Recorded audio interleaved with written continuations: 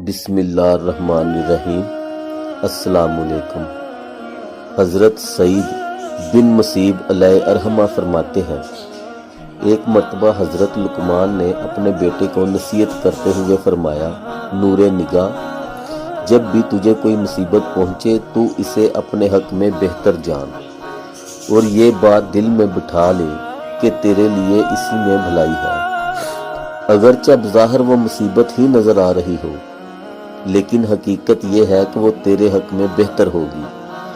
یہ سن کر بیٹا کہنے لگا، قدر بزرگوار، جو کچھ آپ نے فرمایا میں نے اس کو سن لیا، اس کا مطلب بھی سمجھ گیا، لیکن یہ بات میرے بس میں نہیں، میں ہر مصیبت کو اپنے لیے بہتر سمجھوں، میرا یقین ابھی اتنا پختہ نہیں ہوا۔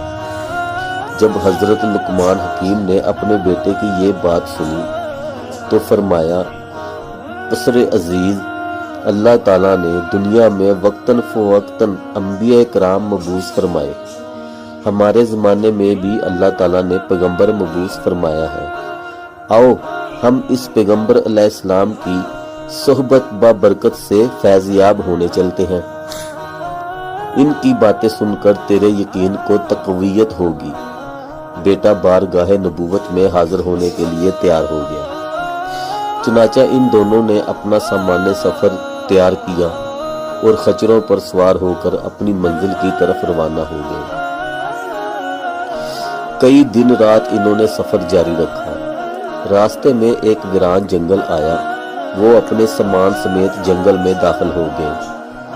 اللہ تعالیٰ نے ان کو جتنی ہمت دی اتنا انہوں نے سفر کیا، پھر دوپہر ہو گئی، گرمی زوروں پر تھی، گرم ہوائیں چل رہی تھی، درے آسنا ان کا کھانا وغیرہ بھی ختم ہو چکا تھا، خچر بھی تھک چکے تھے، پیاس کی شدت سے وہ بھی ہانپنے لگے۔ یہ دیکھ کر حضرت لقمان اور آپ کا بیٹا خچروں سے نیچے اتر آئے اور پیدل ہی چلنے لگے۔ چلتے چلتے حضرت لقمان کو بہت دور ایک سایہ اور دھواں نظر آیا، آپ نے گمان کیا کہ وہاں شاید کوئی آبادی ہے اور یہ کسی درخت وغیرہ کا سایہ ہے، چنانچہ آپ اسی طرف چلنے لگے۔ راستے میں آپ کے بیٹے کو ٹھوکر لگی، اس کے پاؤں میں ہڈی اس طرح گھسی کہ پاؤں کے تلوے سے باہر ہو کر ظاہر قدم تک نکل آئی۔ شدت تکلیف سے وہ بے ہوش ہو کر زمین پر گر پڑا۔ آپ نے اسے اپنے سینے سے چمٹا لیا، پھر اپنے دانتوں سے ہڈی نکالنے لگے۔ کافی مشقت کے بعد بالآخر وہ ہڈی نکل گئی۔ بیٹے کی یہ حالت دیکھ کر آپ شفقت قدرانہ کی وجہ سے رونے لگے۔ آپ نے اپنے عمامے سے کچھ کپڑا پھاڑا اور اسے زخم پر باندھ دیا۔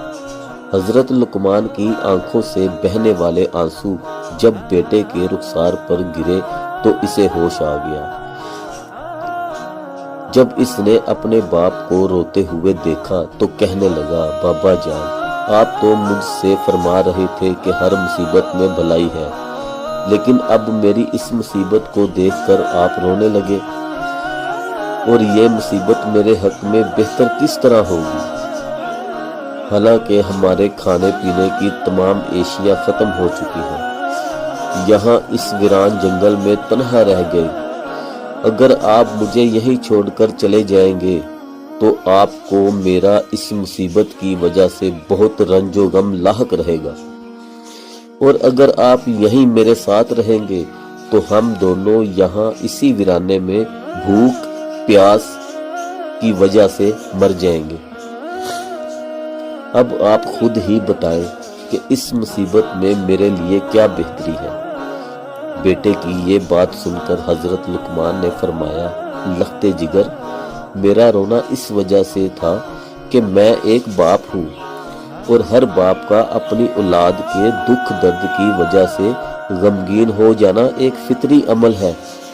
باقی رہی یہ بات کہ اس مصیبت میں تمہارے لیے کیا بھلائی ہے، ہو سکتا ہے کہ اس چھوٹی مصیبت میں تجھے مبتلا کر کے تجھ سے کوئی بہت بڑی مصیبت دور کر دی گئی ہو اور یہ مصیبت اس مصیبت کے مقابلے میں چھوٹی ہو جو تجھ سے دور کر دی گئی ہے۔ یہ سن کر بیٹا خاموش ہو گیا۔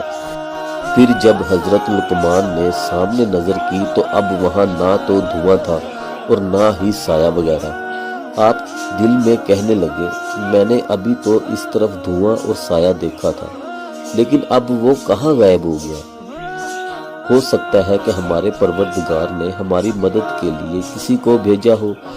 ابھی آپ اسی سوچ بچار میں تھے کہ ایک شخص دور سے آتا نظر آیا جو سفید لباس زیب تن کیے، سفید امامہ سر پر سجائے، چت کبرے گھوڑے پر سوار آپ کی طرف بڑی تیزی سے بڑھا چلا آ رہا تھا۔ آپ اس سوار کو اپنی طرف آتا دیکھتے رہے یہاں تک کہ وہ آپ کے بالکل قریب ہو گیا۔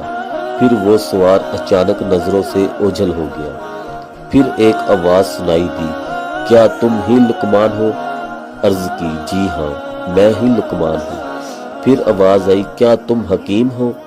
کہا، ہاں مجھے حکیم ہی کہتے ہیں۔ پھر آواز آئی، تمہارے اس ناسمجھ بیٹے نے تم سے کیا کہا؟ حضرت لقمان نے فرمایا، اے اللہ کے بندے، تو کون ہے؟ ہمیں صرف تیری آواز سنائی دے رہی ہے اور تو خود نظر نہیں آ رہا۔ پھر آواز آئی، میں جبریل ہوں اور مجھے صرف انبیاء کرام مقرب فرشتے ہی دیکھ سکتے ہیں، اس وجہ سے میں تجھے نظر نہیں آ رہا ہوں۔ سنو، میرے رب نے مجھے حکم دیا ہے کہ میں فلاں شہر اور اس کے آس پاس کے لوگوں کو زمین میں دھسا دوں۔ جب مجھے معلوم ہوا کہ تم دونوں اسی شہر کی طرف بڑھ رہے ہو تو میں نے اپنے پروردگار سے دعا کی کہ وہ تمہیں اس شہر میں جانے سے روک دے، لہٰذا اس نے تمہیں اس آزمائش میں ڈال دیا تھا اور تمہارے بیٹے کے پاؤں میں ہڈی چبھ گئی۔ اس طرح تم اس چھوٹی مصیبت کی وجہ سے ایک بہت بڑی مصیبت یعنی کہ زمین میں دھنسنے سے بال بال بچ گئے۔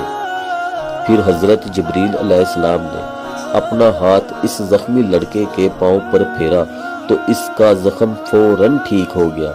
برتن پر ہاتھ پھیرا جس میں پانی بالکل ختم ہو چکا تھا، وہ پانی سے لبریز ہو گیا، اور کھانے کے برتن پر ہاتھ پھیرا تو وہ بھی کھانے سے بھر گیا۔ پھر حضرت جبریل نے لقمان حکیم، ان کے بیٹے اور سواریوں کو سامان سمیت اوپر اٹھا دیا۔ پھر کیا تھا، کچھ ہی دیر میں حضرت لقمان اپنے بیٹے اور سارے ساز و سامان سمیت اپنے گھر موجود تھے۔